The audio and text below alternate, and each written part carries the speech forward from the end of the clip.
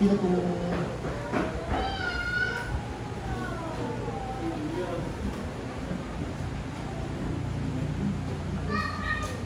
Amen. So ito po yung title natin.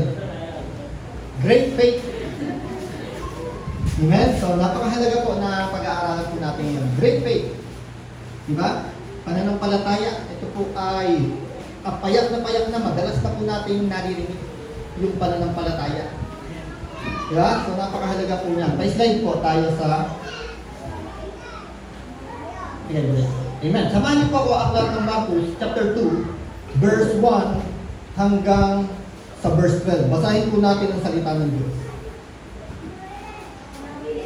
Tingnan niyo po ang sabi dito ng salita ng Diyos, aklat ng Marcos sa chapter 2 verse 1. Sabi dito, pagkalipas ng ilang araw, bumalik si Jesus sa Capernaum at kumalat ang mga balitang siya'y nasa bahay. Nagkatipon doon ang napakaraming tao, kaya't halos wala nang mapwestuhan kahit sa labas ng pintuan. Habang nangangaral si Jesus, ay may dumating na 4 na taong may dalang isang paralitiko. Hindi nila mailapit ang paralitiko kay Jesus dahil sa dami ng tao, kaya't binakbak nila ang bubong sa tapat niya at ibinaba ang paralitikong nakaratay sa higaan. Nang makita ni Jesus kung gaano kalaki ang kanilang pananampalataya, sinabi niya sa paralitiko, "Anak, pinatawad na ang mga kasalanan mo." May nakaupo roong ilang tagapagturo ng kautusan na nag-isip ng ganito, bakit siya nagsasalita ng ganoon? Nilalapastangan niya ang Diyos. Hindi ba ang Diyos lamang ang makakapagpatawad ng kasalanan? Alam ni Jesus ang kanilang iniisip, kaya't sinabi niya agad, bakit kayo nag-iisip ng ganyan? Alin ba ang mas madali? Ang sabihin sa paralitiko, pinatawad na ang mga kasalanan mo, o ang sabihin, tumayo ka, bitbitin mo ang iyong higaan at lumakad ka. Ngunit upang malaman ninyo na ang anak ng tao ay may kapangyarihan dito sa lupa na magpatawad ng mga kasalanan, sinabi niya sa paralitiko, tumayo ka, buhatin mo ang iyong higaan at umuwi ka na. Last verse. Tumayo nga ang paralitiko habang nakatingin ang lahat. Kaagad niyang binuhat ang kanyang higaan at umalis. Kaya ang lahat ng naroroon ay namangha. Sila ay nagpuri sa Diyos at sinabi nila, kailan may hindi pa kami nakakita ng ganito. Amen. Pinagpala ng Diyos ang kanyang buhay at makapangyarihan salita. Dakilang Diyos, sa umaga po ito, patuloy po kami lumalapit sa iyo. Pinagkakatiwala ang pag-aaral na ito, Panginoon. Lord, kailangan po namin ang pagsama ng iyong banal na Espiritu sa pag-aaral na ito, Panginoon. Because without the presence of your Holy Spirit, Panginoon, kung wala ka po sa aming kalagitnaan, useless ang pagtitipon na ito, Panginoon. Kaya Lord, we welcome your Holy Spirit, Panginoon. Pangunahan mo po ang gawain na ito. Pangunahan mo po ako, Panginoon, sa mensahe nito, Panginoon. Itago mo lamang ako sa iyong banal na likuran, Panginoon. Bantayan mo po ang aking mga labi, Panginoon. Tanging katotohanan lamang na nagmumula sa iyo, revelation upon revelation lamang, Panginoon, ang tatanggapin ko na nagmumula sa iyo, Panginoon. Ingatan mo po ang mga mensahe ito, Panginoon, na tatanggapin ng bawat isa sa aming Panginoon. Huwag mo po hayaan, Panginoon, na ako ay makapagbigay ng mga pananalita na batay lamang sa sarili kong kaunawaan. Because Lord, tulungan mo ako, Panginoon, kung ano ang mensahe na nais mong ituro sa amin sa umagang ito. Ito lamang ang siyang mahahayag. Salamat, Panginoon. Mag-glorify ka sa umagang ito. Mag-glorify ka sa pag-aaral ito. In Jesus' name we pray. Amen. And Amen. Now, dito po tayo. Titignan po natin yung sa paralyzed man. Diba yung sa paralitiko? Yung kwento ng paralitiko. Bagamat siguro may ilang pagkakataon na ito po ay napag-aral natin minsan sa mga Bible studies, sa mga preaching, di ba? So napag-aralan na po natin ito. Alam niyo po, ito po ay naganap after the temptation in the wilderness. Nangyari po ito after the temptation nung si Jesus po ay tinukso ng dyablo sa wilderness. Di ba kasi after ng temptation sa wilderness, anong kasunod nun? Nagsimula si Jesus ng kanyang earthly ministry. Diba? So, after ng temptation, nagsimula si Jesus ng kanyang earthly ministry. So, dito po natin makikita. Nung si Jesus po, after ng temptation, Jesus went to Galilee to start his earthly ministry. Now, ano yun? Tingnan po sabi dito sa Mark chapter 1, hindi ko po na-type dyan yung ibang slide po natin, kaya babasahin ko na lang po. Sabi po dito sa Mark chapter 1, verse 12, nang ipinilanggo si Juan, nagpunta si Jesus sa Galilea at ipinangaral doon ang magandang balita mula sa Diyos. Amen? After the temptation, doon sa wilderness, tapos si Jesus, magpapasimula siya ng earthly ministry, at habang si Juan po, John the Baptist, ay ikinulong, si Jesus naman po, ay simulang nagpunta sa Galilea to start his mission. Ano yung very mission na yun? Yung mission na dapat o na talagang layunin ni Jesus kung bakit siya ay pumunta dito sa mundo. Kung bakit siya ay nagkatawang tao. Ang sabi dito, ipinangaral doon ang magandang balita mula sa Diyos. Amen?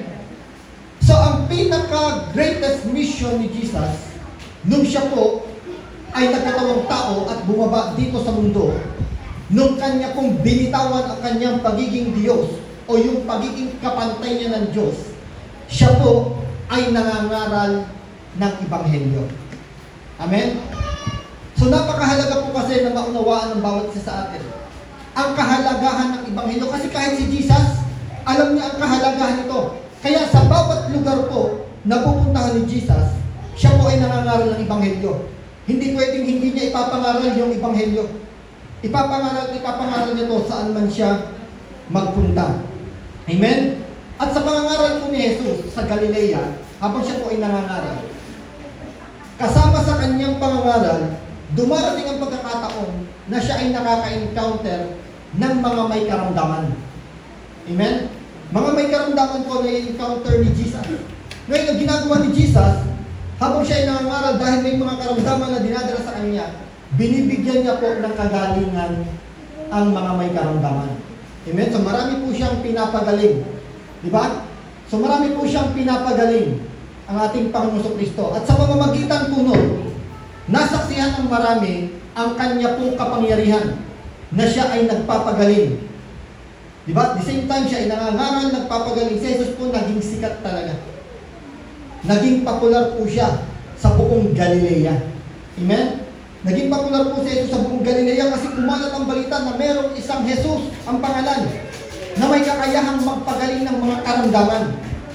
Di ba kasi may na-encounter po siya habang siya po ay nangangaral sa sinagoga, sa isang sinagoga po, sa Capernaum, sa Galilea din po yun. Dahil ang Capernaum po ay sakop ng Galilea. Isa po siyang city ng Galilea. So habang si Jesus po ay nangangaral sa isang sinagoga sa Capernaum, meron pong isang lalaki na sinasapian, pinapahirapan po ng demonyo na lumapit kay Jesus. At ang ginawa po ni Jesus, pinagaling ang lalaki na ito. At nakita po ito ng napakaraming tao na nakikinig sa kanyang pangangaral. Ang tumatak po sa kanilang isipan ay kung paano nagpagaling si Jesus Cristo. Yeah? So alam niyo po, ang daming tao nakakapakinig ng pangangaral ng ating Panginoon Kristo ng mga panahon na yun. Pero mas tumatatak sa isipan po ng marami ang mga himala na ginagawa ni Jesus. So alam niyo po, tayo as a believers, hindi na po tayo naghahanap ng himala sa buhay natin. Amen? Hindi na po tayo miracle seeker ngayon. Because the greatest miracle we have experienced o we have encountered, makita natin na isang tao na pariwara ang buhay nung siya ay nandun pa sa dating buhay niya. Sira ang buhay, talagang ang malayo sa Diyos, pero nung na-encounter niya si Jesus, nabago ang kanyang buhay. That is the greatest miracle na makikita po natin. Hindi na kasi tayo makakakita ngayon na talagang patay, kaya pang buhayin eh. Di ba? Unless na lang siguro may faith tayo na katulad ng sa mga disipulo, mga apostol ng ating Panginoon Kristo. Pero ngayon, mahirap na tayo makakita ng talagang may pananampalataya katulad ng kila Pablo, kila Peter. Di ba? Meron ba tayo makikita pa dito na patay na, binuhay pa? That even Jesus, nakalibing na, binuhay pa? May makikita pa ba tayo ngayon gano'n? Siguro napakahirap na kung makakita ngayon sa panahon natin ngayon. Di ba? Because we are believers, we are not a miracle seeker. Tayo po ngayon ay nakatagpo na.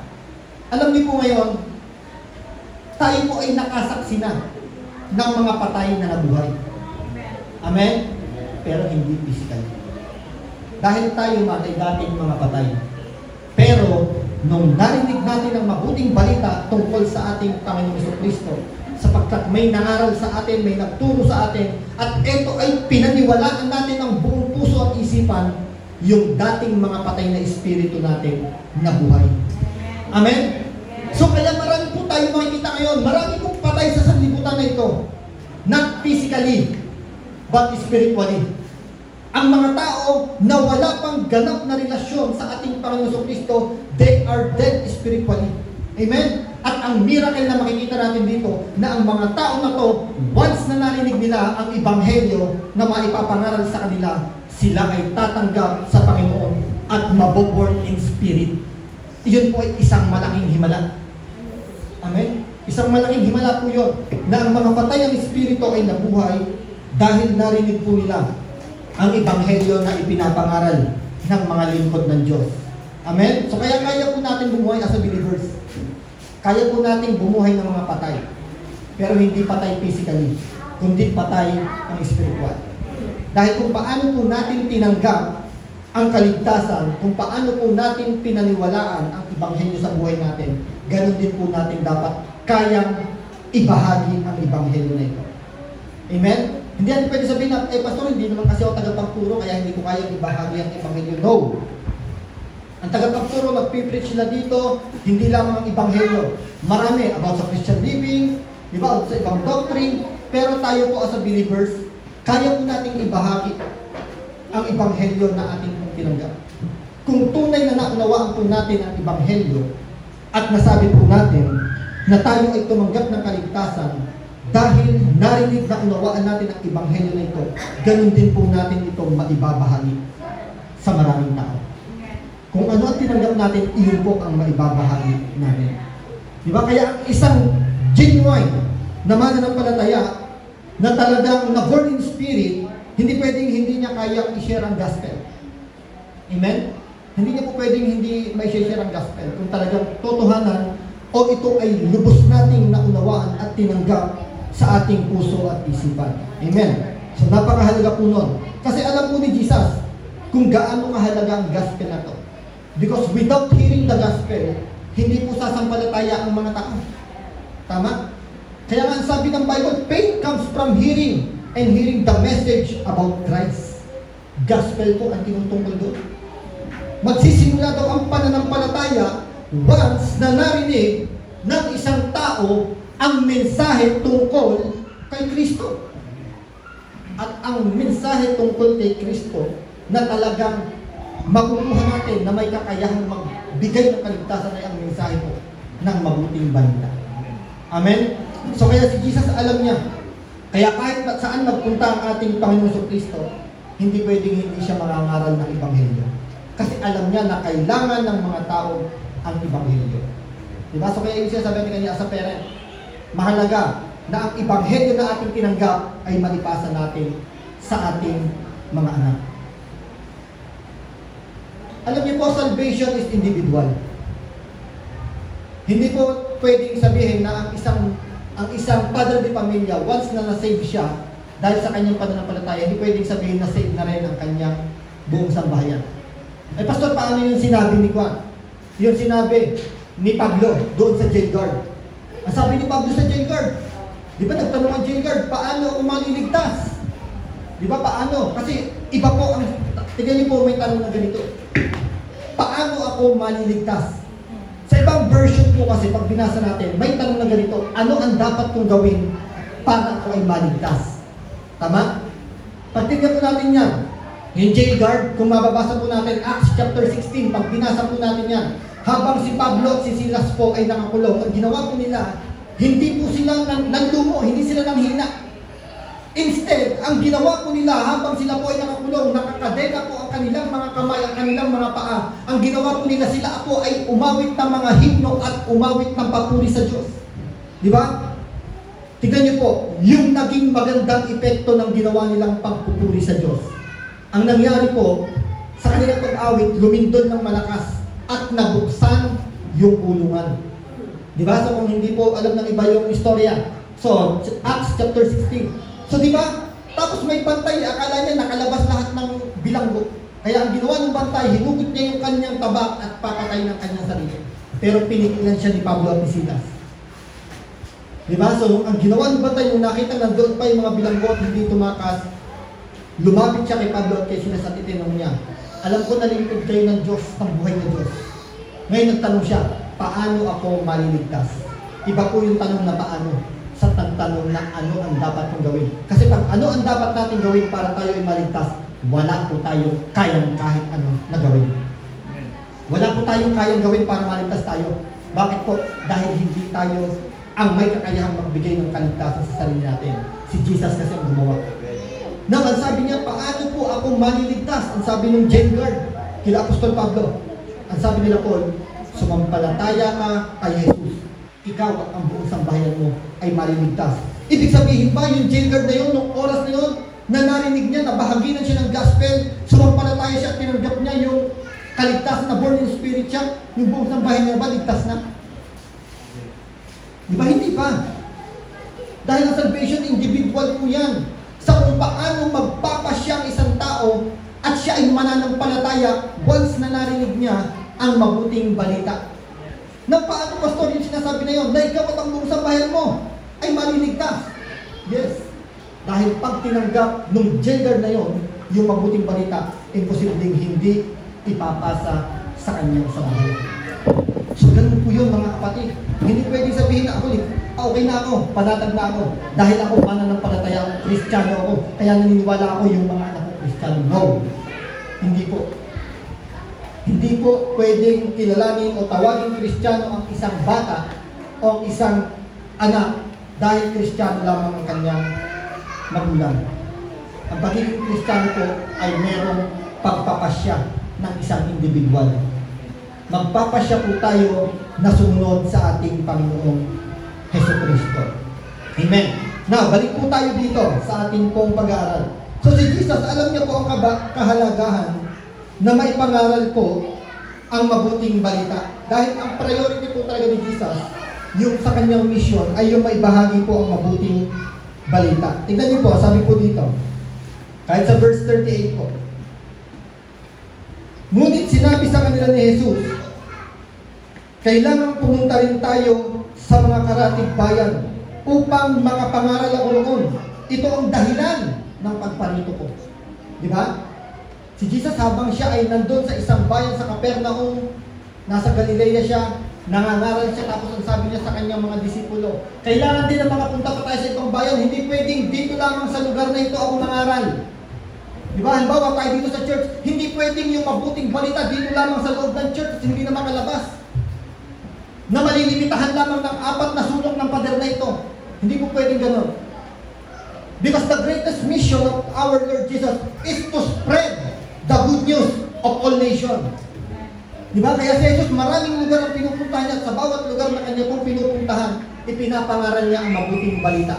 At tayo na mga tumanggap ng Ebanghelyo na to, hindi po natin pwedeng kulungin lamang sa 4 na sulok ng ating tahanan, sa 4 na sulok ng ating simbahan, ang mabuting balita na ating tinanggap. We have to spread the gospel. Amen? Saan man po tayo magpunta. Katulad ng ating Panginoong Hesukristo. Now, after noon, si Jesus bumalik. Di ba? Bumalik po siya sa Capernaum. At pumunta po siya sa bahay nila Peter. So, ang Capernaum po, mga kapatid, ito po ang Capernaum. Ito po ay isang syudad. Halimbawa, sa Bataan. Kumbaga, siya ay balanga. Isa po siyang syudad sa Galilea. Kasi yung Galilea po, kumbaga parang ito yung pinaka-province. At yung Capernaum, ito po ay isa sa mga syudad o mga town ng Galilea. Now, ang Capernaum, it is a chosen home city of Jesus after driving from Nazareth. After po siyang umalis sa Nazareth, sa Capernaum na po siya nanirahan. At yung Capernaum din po, dito niya po tinawag yung first 4 disciples. Peter, Andrew, Sino pa? Si John? Sino pa yung isa? Simon? Bartimaeus? Si Matthew, doon din po niya tinawag. Yung tax collector. Diba? So dito po tinawag ni Jesus sa Capernaum ang kanyang mga disipulo. Diba? Yung nasa bangka. Iniwan yung kanilang bangka, iniwan ang kanilang hanap buhay, iniwan ang kanilang ama na nasa bangka upang sumunod sa ating Panginoon sa Kristo. Amen. So dyan po yun sa Capernaum. Now, tignan niyo po dito. Dahil sa dami ng miracle na ginawa ni Jesus sa kanyang pangangaral, si Jesus po, nung pumunta po siya sa Capernaum, tignan mo, pakibalik po sa verse 1. Sabi dito, pagkalipas ng ilang araw, bumalik si Jesus sa Capernaum at kumalat ang balitang siya'y nasa bahay. Tignan niyo, no? Nung si Jesus dumating, bumalik sa Capernaum, kumalat agad yung balita, nandyan si Jesus nandun sa bahay nila Peter. Nandun siya ngayon nagtitigil. Ano po ang ginawa ng mga tao? Dahil po sikat si Jesus, popular siya, nagkatipon doon ang napakaraming tao kaya't halos walang mapwestuhan kahit sa labas ng pintuan habang nangangaral si Jesus. Ano ba? So ang purpose ni Jesus kung bakit siya ay pumunta sa Capernaum is to preach the gospel. At ang kagandahan dito, nung nalaman ng mga tao na si Jesus ay naroon, maraming tao ang pumunta. Pero alam niyo po, marami yung crowd. Diba? Maraming tao. Pero hindi po lahat ay nanampalataya kay Jesus. Do you believe? Hindi po lahat ng nandun ay nanampalataya kay Jesus at tumanggap ng salvation. Nangaral po si Jesus, diba? So yun po sasabihin natin eh. Yun po ang dapat natin makita na isang malaking katotohanan. Hindi lahat nang nakarinig ng mabuting balita ay tinanggap ito at pinanampalatayanan. Amen? So bagamat napakahalaga na ito ay ating pangaral, ibig sabihin ba, pastor, hindi naman pala lahat tatanggap. Halimbawa sa isang lugar, yung medyo alanganin tayo, kung yung tao na parang wala, baka hindi naman tumanggap to, sayang lang siguro yung magiging salita ko dito. Hindi ko na ipapangaral dito ang gospel. No. Si Jesus, alam niya na yung dami ng tao na yon, hindi lahat tatanggap doon, pero still, nangaral si Jesus ng mabuting balita. Kasi importante na marinig ng bawat tao ang mabuting balita. Hindi pwedeng hindi marinig ng bawat tao ang mabuting balita kasi. Kaya si Jesus, alam niya yun. Kailangan ng lahat ng tao ang mabuting balita. Kaya dito nagkatipon. Amen? Sabi dito, habang nagkakatipon ang maraming tao, may dumating na 4 na taong may dalang isang paralitiko. Diba? Kapay-stay.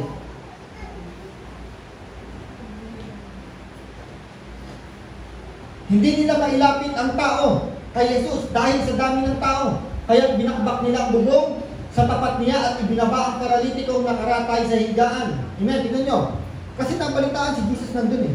At si Jesus, nabalitang balita na maraming pinapagaling na may sakit. Ngayon, nung narinig ng 4 na tao, si Jesus ay nandun sa bahay nila Peter, ang ginawa nila, yung isang kaibigan nilang may sakit, binuhat nila, dinala nila, upang dalhin kay Jesus at pagalingin ni Jesus. Diba? So, natin makikita nga. Nang makita ni Jesus kung gaano kalaki ang kanilang pananampalataya, sinabi niya sa paralitiko, anak, pinatawad na ang mga kasalanan mo. Tignan niyo po dito sa verse 6. Ito ang isang example ng crowd. Tignan niyo. May nakaupo ilang tagapagturo na kautusan na nag-isip ng ganito. Verse 7. May slide. Bakit siya nagsasalita ng gano'n? Nilalapastangan niya ang Diyos. Hindi ba't ang Diyos lamang ang makakapagpatawad ng kasalanan? Diba? Ito siya sabi natin. Nangangaral si Jesus, ang daming tao, sabi nga dito, sa harapan. Slide niya, pakibalik niya. Nakaupo roon. Ang ilang tagapagturo nakaupo. Ibig sabihin, nakikinig kay Jesus. Yung ilang tagapagturo, mga Pariseo, nakikinig kay Jesus. Pero nung nakita nila yung ginawa ni Jesus, yung narinig nila yung sinabi ni Jesus na anak, pinatawad ang iyong mga kasalanan. Anong sabi nila? Ay balik sa verse 7. Bakit siya nagsasalita ng ganoon? Nilalapastangan niya ang Diyos. Hindi ba ang Diyos lamang ang dapat na magpatawad? Anong makikita natin dito? Minsan, sa dami ng crowd, sa dami ng tao, mga kapatid, dito natin makikita, hindi lahat ay tatanggap ng mabuting balita. Marami rin mag-criticize. Tama? Kasi sila, instead na tanggapin nila, manampalataya sila nung ipinangaral ni Jesus ang gospel. Pero hindi. Pinuna nila yung ginawa ni Jesus na pagpapagaling. Pinuna nila yung ginawa ni Jesus, yung sinabi ni Jesus na magpapatawad. Di ba?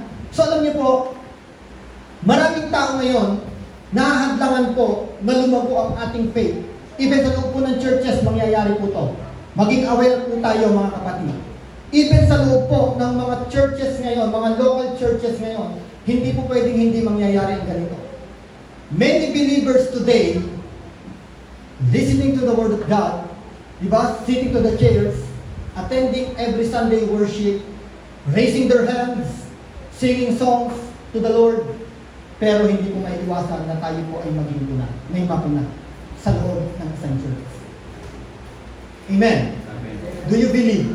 Amen. Yes po, hindi natin pwede sabihin na dito sa church natin, maaari pong mangyari. Kaya hanggang ngayon, ipinapaunawa po natin na mahadlangan na po natin, wag na po natin i-entertain yung ganitong pangyayari kung sakali mang umatake at away upang ito ay gamitin sa loob ng church natin.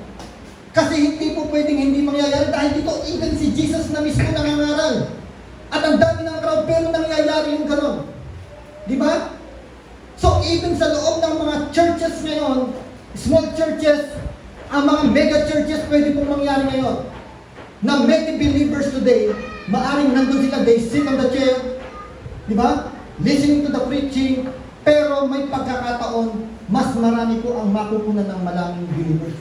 Bakit ganun yung drums? Napakalakas. Bakit ganun yung gitara? Sintonado.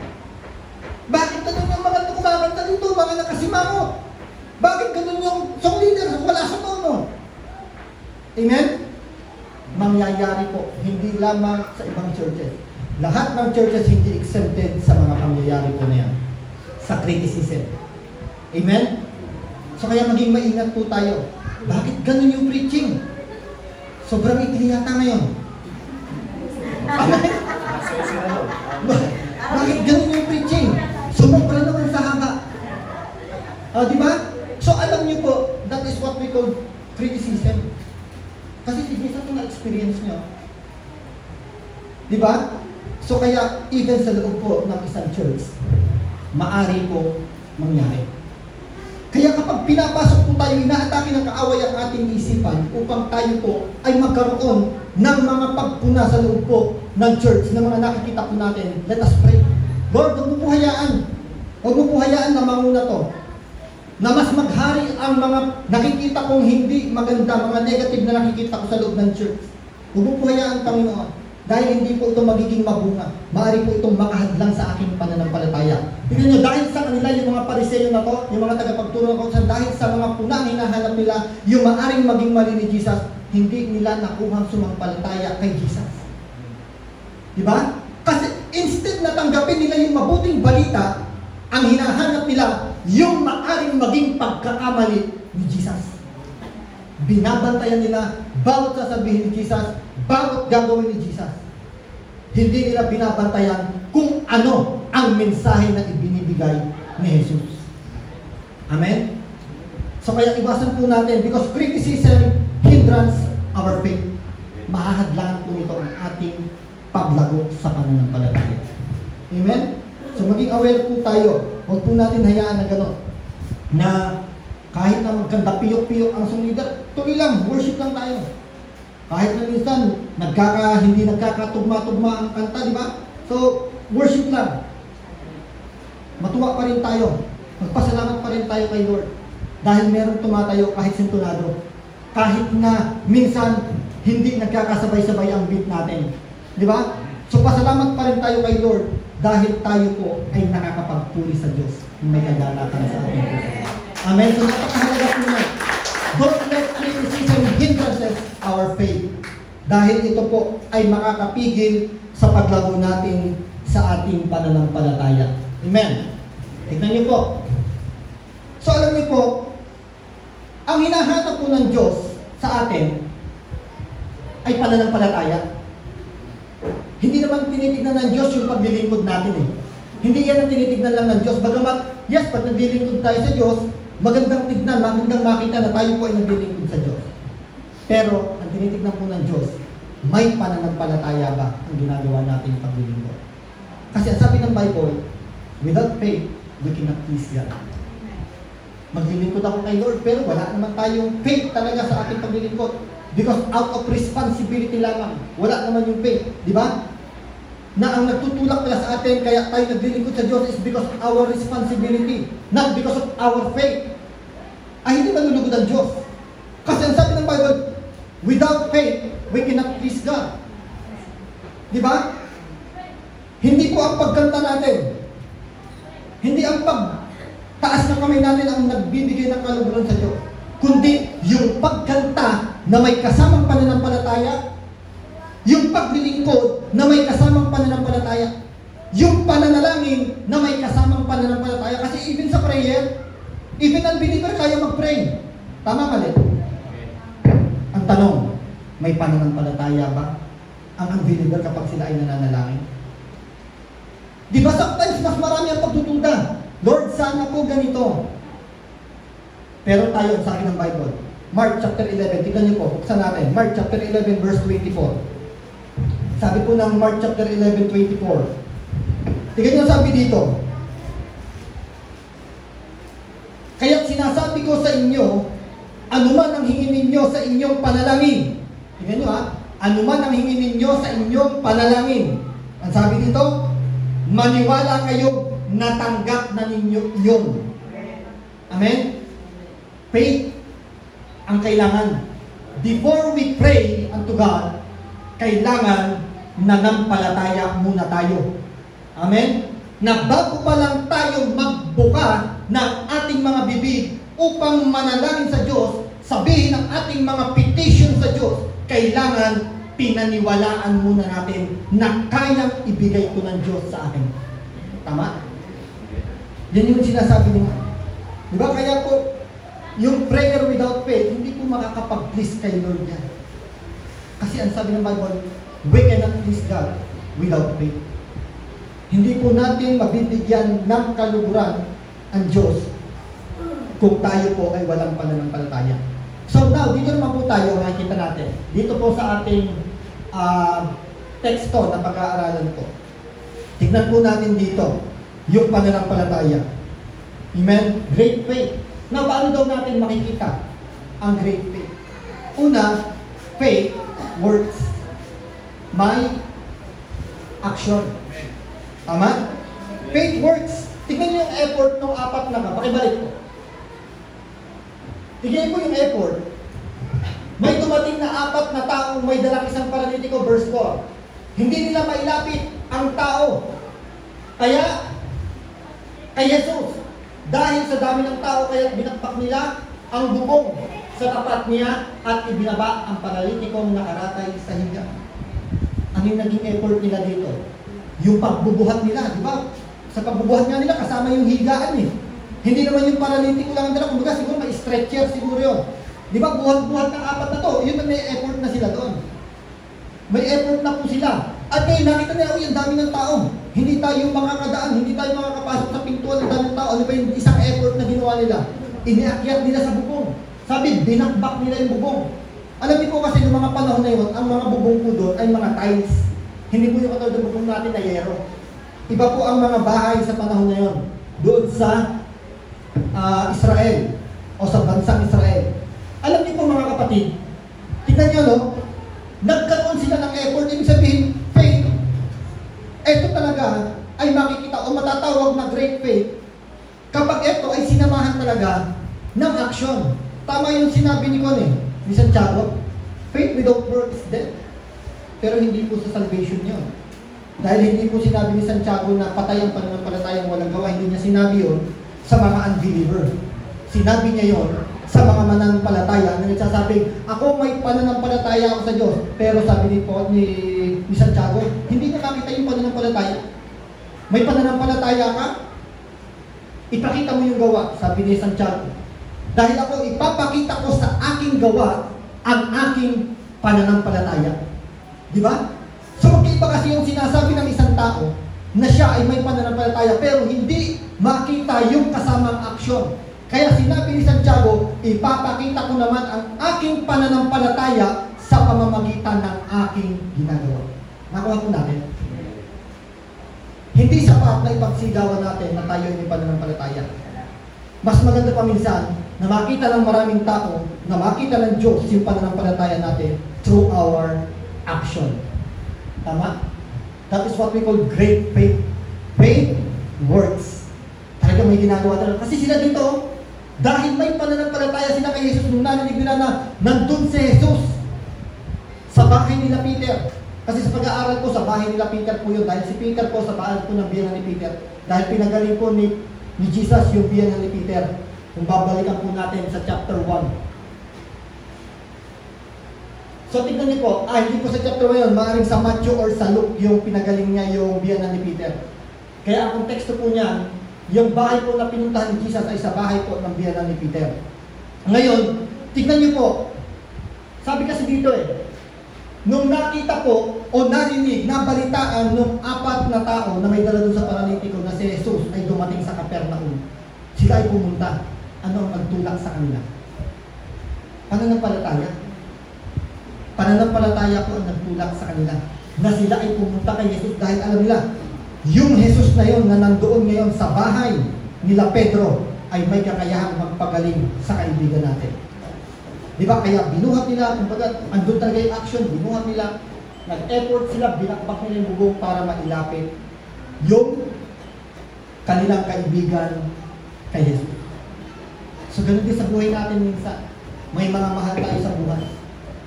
Di ba? Gusto nating mailapit sa ating Panginoon Kristo. Hindi sapat ang panalangin lamang.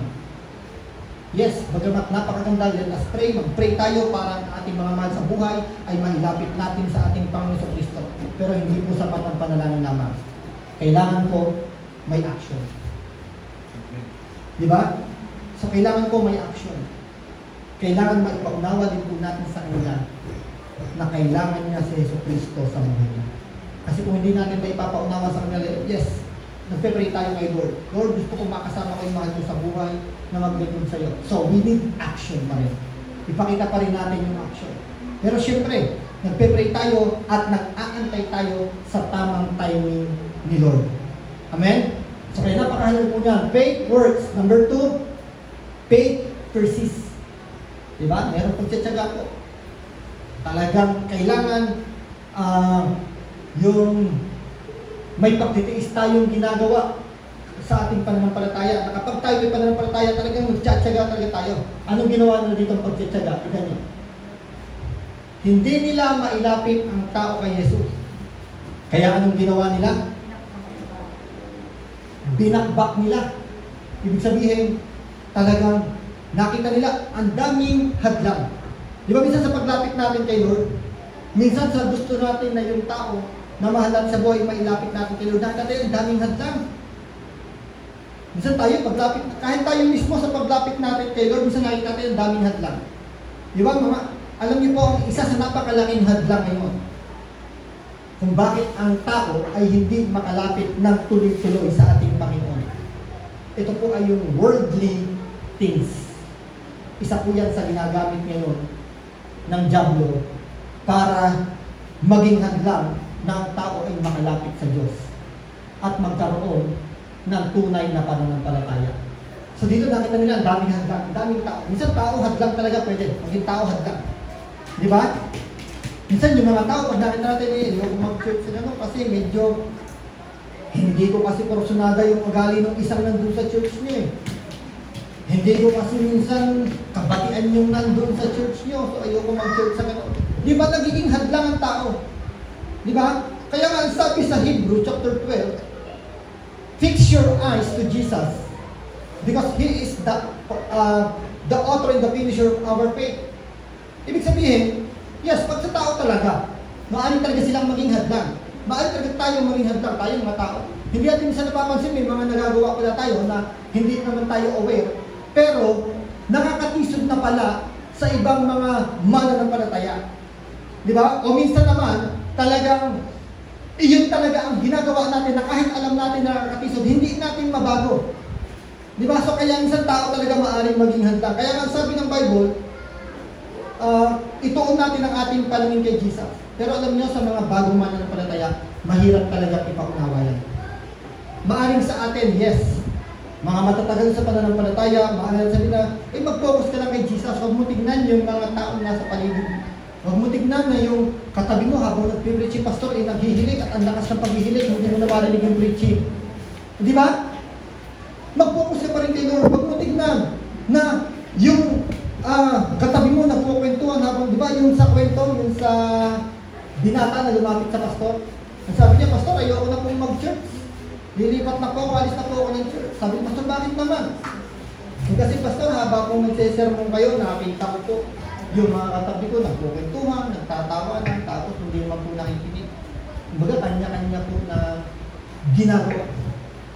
Ngayon, sabi ni pastor, sige ganun ba? Sige, kumuha ka isang basong tubig doon, punuin mo, tapos lumakad ka ng 10 ikot dito sa loob ng church. O di ba, kumuha siya ng baso, pinuno niya tubig, lumakad siya ng 10 ikot sa loob ng church. Ngayon, ang nangyari, bumalik siya pastor, pastor, tapos na po, naka-10 ikot na po ako, ito po yung baso. May natapon ba? Wala po. Bakit? Kasi nakapokus po ako dito sa baso para hindi po matapon yung tubig. So, yun ang kailangan. Focus to Jesus. Pag kay Jesus tayo nakapokus, anuman ang marinig natin, anuman ang makita natin sa paligid natin, dahil nakapokus tayo kay Jesus, walang matatapon na mensahe na tatanggapin natin. Lahat matatanggap natin. Amen? So, kaya mag-focus lagi tayo kay Jesus para walang kaunting mensahe man lang na maitapon. Lahat ng mensahe na kailangan natin na ipapahayag ng Diyos sa pamamagitan ng tagapagturo ay tanggapin natin ng buong buo. Amen?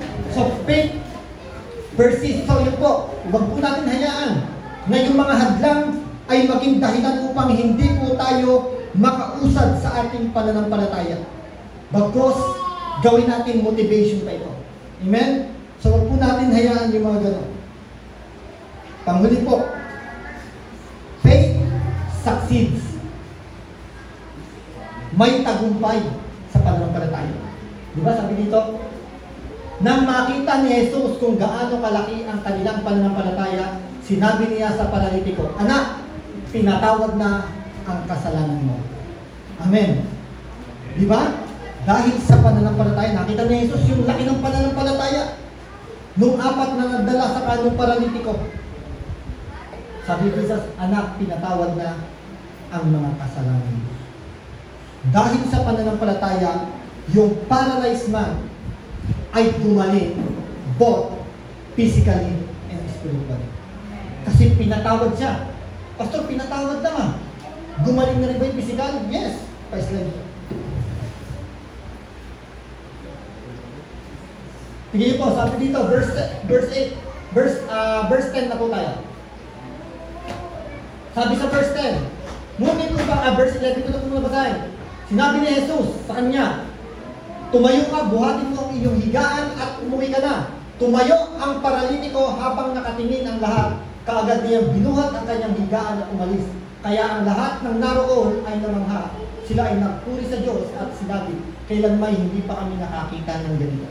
Because of faith. Diba? Nagkaroon ng tagumpay ang kanilang pagpunta doon. Dahil yung paralitiko na buhat-buhat ng 4 na tao nung sila ay pumunta kay Jesus. Nung siya ay umuwi, siya na ang may buhat sa sarili niya ng pinaka. Amen? So nakita ng mga Pariseo Tingnan niyo yung mga Pariseo. Meron dyan salita na talagang hindi nila paniniwala kay Jesus. Sabi sa verse, pa-slide po, bakibalik po.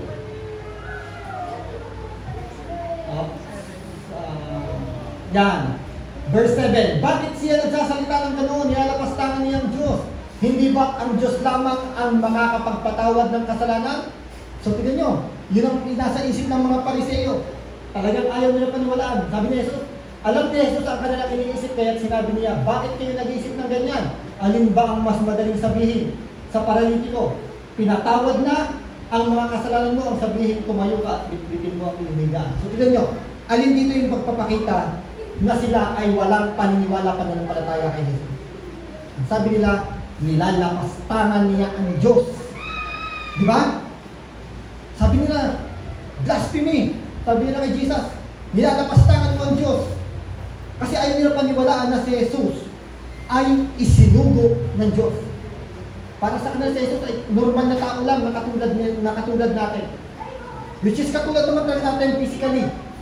Pero si Jesus, ay Diyos na nagsuko ng kanyang pagiging Diyos upang bumaba dito sa lupa, upang ganapin ang isang misyon na hindi kayang gawin ng isang tao na katulad natin. Amen? So, nilalapastangan niya ang Diyos. Anong pagpapakita natin ito? Yung word na nilalapastangan niya ang Diyos at pagsasalita ng mga pariseo na to, ng mga tagapagturo na to, it is the word of rejection. Yan po ay rejection kay Jesus. Ayaw nilang tanggapin talaga si Jesus kasi nangangaral na nga sa kanila si Jesus eh. Pero ayaw talaga nilang kilalanin. Di ba? Nire-reject nila. At iyan po ay salita na punong-puno ng pagdududa. Unbelief. Pagdududa kay Jesus. Na si Jesus ay may kakayahang magpatawad. Amen? Pero sabi ni Jesus sa verse 10, dito sila sinagot ni Jesus. Ay slide po. Ngunit upang malaman ninyo na ang anak ng tao ay may kapangyarihan dito sa lupa na magpatawad ng mga kasalanan, sinabi niya sa verse 11, tumayo ka, pinagaling niya yung paralytic. Sa verse 10, dineclare ni Jesus kung sino talaga siya. Pero hindi pa rin kayang unawain ng mga nakikinig sa kanya. So kaya purihin natin ang Diyos. Dahil sa panahon natin ngayon, ma-declare lamang, maipangaral lamang lahat ng ginawa ni Jesus, pinapaniwalaan na po natin kung sino talaga si Jesus. Na si Jesus ay tunay na Diyos at siya lamang po ang may kakayahang magbigay ng kaligtasan sa atin. Amen. Siya po ay isang napakahalagang desisyon na ating pong ginawa na paniwalaan po natin kung sino talaga si Jesus Kristo. Ano talaga ang tunay na kalalagayan ng ating Panginoon Jesus Kristo. Kasi dito hindi niya sinabi na siya ay Diyos, pero ipinakita niya sa pamamagitan ng kanyang mga ginagawa kung sino talaga siya at kung saan siya nagmula. Amen? So purihin po natin ang Diyos. Kung gusto po natin na yung ating pananampalataya, sabi ito yung great faith, kailangan yung faith natin may action. Pangalawa, kailangan we have faith with persist. At pangatlo, ito ang maganda. Dahil sa action, dahil sa ating pagtsatsaga, pagtitiis, merong tagumpay sa ating pananampalataya. Ibig sabihin, may reward tayong tatanggapin mula sa Diyos. Amen? So, pagpakan po natin ang ating Diyos. Panginoon Diyos, salamat po. Sa umaga ito, Panginoon, tumanggap po kami ng isang mensahe na alam po namin tunay na nagmula sa iyo, Panginoon. Thank you, Lord. Thank you so much, Lord, sa iyong mensahe. Minsan pa, nagpaunawa sa aming Panginoon tungkol sa pananampalataya namin, Panginoon. Tunay nga, Panginoon, napatay ang pananampalataya kung ito po ay walang kasamang gawa, Panginoon. Na Lord, tulungan mo po kami, Holy Spirit, patuloy mo po kaming tulungan na sa aming pananampalataya o makita ang pananampalataya sa pamamagitan ng aming mga ginagawang paglilingkod sa iyo. Mga ginagawang bagay na alam po namin nakalulugin sa iyo, Panginoon. Thank you so much, Father God. Hayaan mo po na ang mga binhi na ito na nahasik ngayong umaga, Panginoon, ay patuloy na matanim sa aming mga puso, Panginoon. Huwag o Diyos na ito ay maagaw ng kaaway, maagaw ng anumang alalahanin sa buhay, maagaw ng anumang pagsubok, Panginoon, na aming pong nararanasan. Hayaan mo po, Panginoon, na ito po ay nakatanim, sumibol at lumabok, magbunga sa aming mga buhay, Panginoon. Thank you so much, Lord.